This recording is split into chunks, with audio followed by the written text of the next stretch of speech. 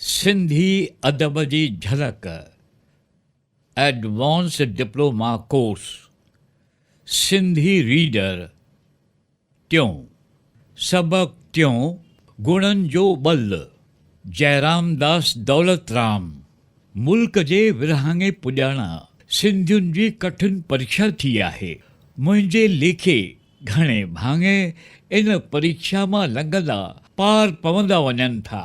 इन आज़माइश आग मां सभु सलामत की नथा पहुचनि, के लहिसजी वञनि था, छेॾा भस्म थी वञनि था।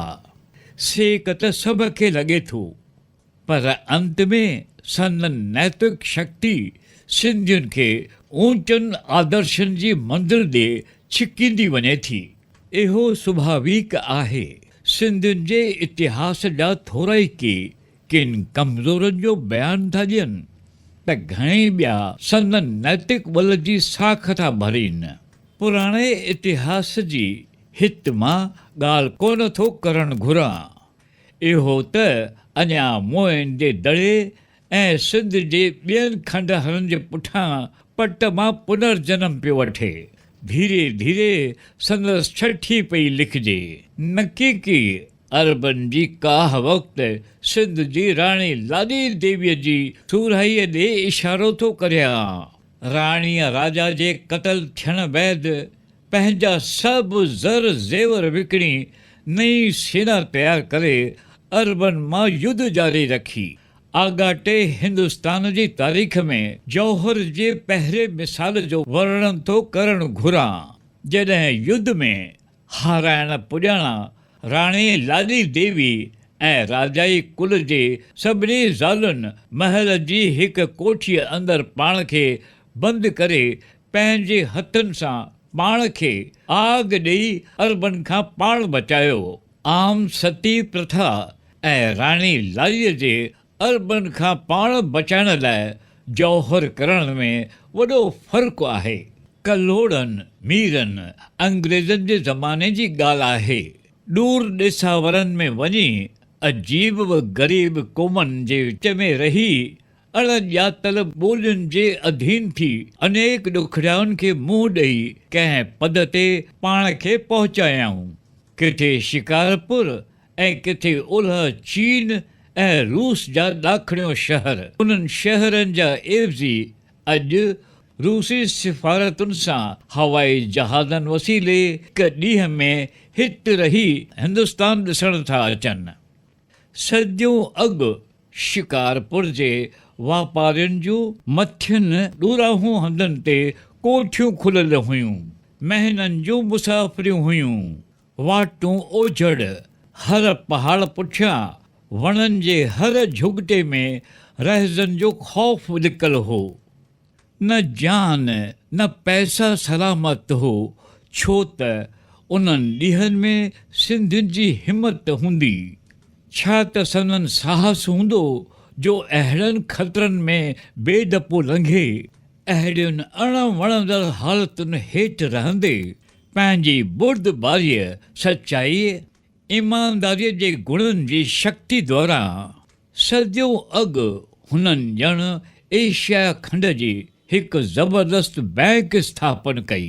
हिंदुस्तान ऐं रूस जो वापारु सिंधी सराफ़की बैंक जे इन्हनि शाख़ुनि वसीले हलंदो हो। जॾहिं अंग्रेज़ अञा वापारिक वेस में हिंदुस्तान, अफ़गानिस्तान, बलोचिस्तान ऐं रूस घुमंदा हुआ, तॾहिं सिंध जे सराफ़नि जूं हुंडियूं ई संदन हथियो हुयूं। उहे सिंधी उन्हनि ॾेसावरनि में कोठियूं खोले न वेठा हुजनि हा। न हुननि ऐं ॿियनि विच एशियाई मुल्कनि जी पाण में बि छिड़ीक वाट हुजे हा। कैप्टन पास्टन्स अंग्रेज़नि जो हिकु फ़ौजी अमलदार जो 1843 ईस्वी खां अॻु सिंध में आयो हो।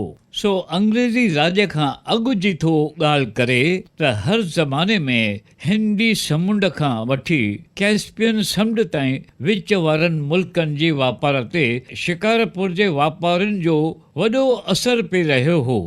विच एशिया जे दूर दूर भाङनि में हिंदू सराफ़नि खे पंहिंजा मुनीम आहिनि। संदन हूंडियूं कंधार, कलात, काबुल, हेरात, बुखार ऐं इन्हीअ पासे जे ॿियनि मंडियुनि में मटिजी सघनि थियूं। सॼे हिंदुस्तान में मशहूरु आहे त सिंधियुनि जूं हुंडियूं उन्हनि उत्तर ओलह जे मुल्कनि में रोकड़नि रुपयनि बराबरि आहिनि। संदन ईमानदारी ऐं महिनत जी घणी साख हुई। शिकारपुर जे ॿियनि सराफ़नि पाण खे मुंबई ऐं ॾखण हिंदुस्तान में पखेड़ियो। विख वधाईंदे हू मुंबई, मैसूर, मद्रास जे हुनरी ऐं वापारी तरीक़े जो वाहण बणिया। किरोड़नि रुपयनि जा कर्ज़ सालो साल ॾेई सिंधी सराफ़नि ही सभु सदियूं मुथियुनि पराॻणनि जे माण्हुनि खे बि मालामाल कयो आहे। हिंदुस्तान जे इन्हनि भाङनि जी आर्थिक उन्नतीअ जो सिंधी नाणे ते अॼु बि वॾो मदार आहे। सॼी दुनिया में बि को छिॾो मशहूरु बंदरु हूंदो जिते सिंधी वापारियुनि पंहिंजो पेर पुख़्तो न खुपायो हूंदो। हैदराबाद जा सिंध वर्की हिन पृथ्वीअ जे पंधनि खंडनि में पखिड़िजी विया आहिनि। हज़ारा मील समुंडनि जा लताड़ियूं जहाज़नि में लंबा जोखाइता सफ़र कयऊं। जिन मुल्कनि में विया उते न होन मिट न माइट, न घर न घाट, न के ॼाणंदा हुआ उते जूं ॿोलियूं, माण्हुनि जी रीत रिवाज़ बि बिना निराली। हिंद सिंध जा चिलकदड़ कपिड़ा कुल्हनि ते खणी अफ्रीका जे ख़ौफ़नाक जंगली क़ौमुनि जे ॻोठनि में घिड़ी हुननि जूं ॿोलियूं सिखी सौदा करे नाणो कठो कयाऊं। हर मुल्क जे ॿाहिरियां मुसाफ़िरनि जे घुर्जनि लाइ बंदर ते सिंध हिंदू जे कारीगरनि जा दुकान खोले देश जो नालो मुल्का मुल्क मशहूरु कयाऊं। 1947 ईस्वीअ में सिंध जो सितारो फिरियो। ज़माने वॾो पलटो खाधो। ॼण सिंधू नदी उल्टी वहण लॻी। धरतीअ पेटां धूड़ ॼण सिंधियुनि जा घर खिन में नास करे छॾिया। हिक ई ॾींहं में लखपतीअ वटि कखु न रहियो। धिकजी धुकजी रेल जहाज भरे घर तर ज़मीनूं माल मिल्कियत छॾे लखे सिंधी नंगा लंघा थी भारत जी कुंड कुर्छ में पनाह वठी नई जीवित अॾण लॻा। जे ॿियो धन उन ॾेह में छॾे आया पर चरित्र ऐं नैतिक शक्ति पाण सां खणी आया आहियूं त पोइ अॻियुनि सदियुनि जे इतिहास जहिड़ा चिमकंदड़ वर्क नओं ज़मानो अवसि लिखंदो। इन्हीअ जो मदार आहे ख़ुदि सिंधियुनि ते, संदन हाणोकी पीढ़ीअ ते, उन खां बि वधीक नई टहीअ ते। अॻे ज़माने वांगुरु हाणे बि ॿियनि जातियुनि जे विच में सिंधी बिल्कुलु थोरे तादाद में रहनि था। जिते बि वसिया आहिनि उते ॼण अटे में लूण आहिनि, पर उहो थोरो ई लूण आहे जो मानीअ खे सवादी थो बणाए। इन करे सिंधियुनि खे पंहिंजे चरित्र जो धन सदाईं बचाइणो ऐं वधाइणो पवंदो। जिते हालतूं अणसहूं थियूं रखाइजनि उते धीरज ऐं बुर्दबारीअ सां कमु वठिणो आहे। हर मुश्किल खे मुड़ुस थी मुंहुं ॾियणो आहे। अवरचाई वॾी विथ आहे। सो भलाए महिनत जहिड़ो सफलो ॿिज ॿियो कहिड़ो लभंदो। ईमानदारी हर कंहिं जातीअ लाइ बहकंदड़ गहनो आहे। पड़ोसरनि सां हलंदे असीं पंहिंजे नेपाद जी साख करायूं या गिला, सो असांजे वस आहे। सिंधियुनि खे संदन पैसे जो बल न तारींदो, गुणनि जो तुरहो ई खेनि नई जीवन जे लहरुनि मां पार पहुचाईंदो। गुणनि जो इहो धन असां वटि मौ तॾहिं थींदो जॾहिं नंढनि ॿारनि जे नेपाद ते सिंधी ध्यानु ॾींदा। कीअं था इहे कचड़ा सला उभरनि, तंहिं चङो ध्यानु ॾियणो।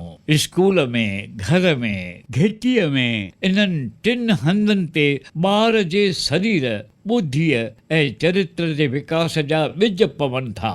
असांजी नई टहीअ जा इहे टे जन्म स्थान आहिनि। जुगाए त असीं हर को उदम वठी इन्हनि टिनी हंधनि ते अहिड़ो भाण ऐं पाणी ॾियूं ऐं अहिड़ो वायुमंडल पैदा कंदा रहूं जो ईंदड़ संतान लछणनि जो अखुट धन गॾु करे सघे ऐं सिंध जे नए इतिहास में सोनहरे अखर जो वर्क वरी वरे